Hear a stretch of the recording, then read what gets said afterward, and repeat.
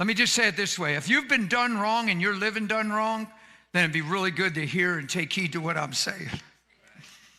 If your story is all about what you've been through instead of all about what he's been through to give you new life, new attitude, a new way, a new reason for being, come on, he makes things new. You don't put old wine in a new wineskin. That new wine don't hold up in an old wineskin. It'll leak out the cracks and spill on the ground. It's supposed to come out of your belly like a river of living water. Right onto that girl. It's supposed to pour out, not leak into the floor.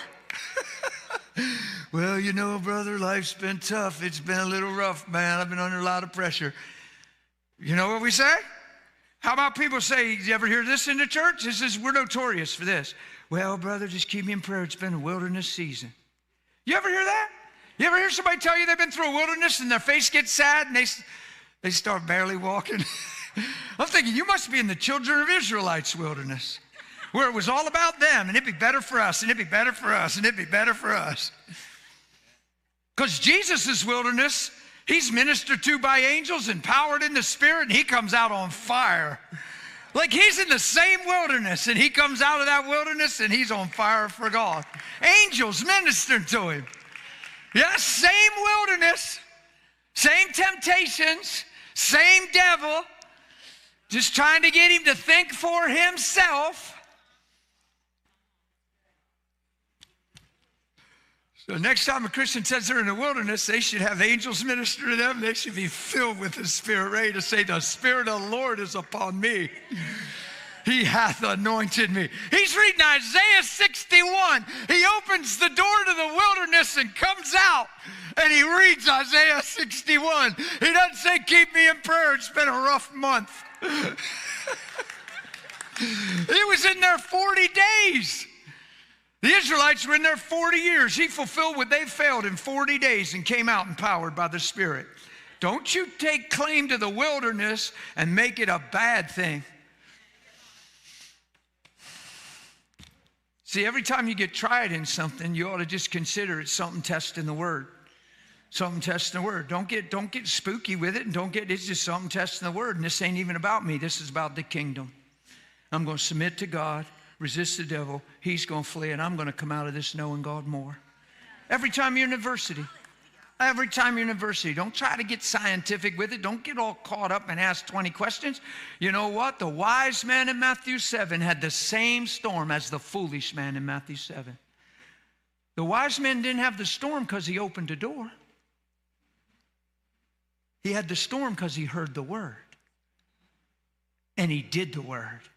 And the storm still came. It didn't try to destroy the wise man. It tried to destroy what was built in the wise man. It tried to tear down the word. Mark 4 teaches us that. The sower sows the word. Satan immediately comes for the word's sake. He ain't after you. He's after the word.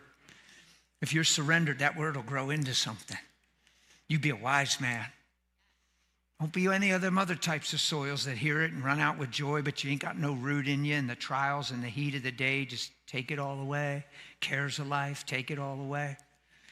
Sown out in a wrong motive, left field, la land, like just sown out in left field, trampled down. What's the devil doing? Trying to steal the word. You got to deny yourself. This is the only thing Christianity has ever been. I know we made it a prayer to go to heaven, but it's deny yourself, pick up your cross, and follow Jesus. And Jesus is like an amazing expression of loving the world and not being of it, but loving the people, laying down his life. I mean, Jesus is every day walking through it and never changing. He let men hit him. And you think I'm going to be offended because you said something? He let men hit him. Why am I talking about this at a city quake?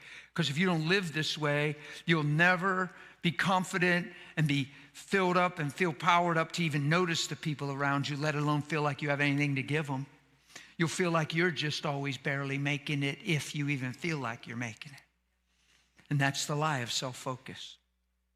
That's the lie of not living surrendered. That's the lie of making it all about me and what I get from him instead of what I become because of him. I don't come to God for what I can get from him. I want to be more like him because he made me for his image. And if I don't have love, I got nothing, and I'm missing the whole point. 1 Timothy 1:5 says the goal of our instruction is love. Flows out of a pure heart, a sincere and a clear conscience, and a sincere and childlike faith. The pure heart and the clear conscience go hand in hand. You violate the heart, you'll violate the conscience. You violate the conscience, you'll shipwreck the faith. It's a sequence. Are you all with me?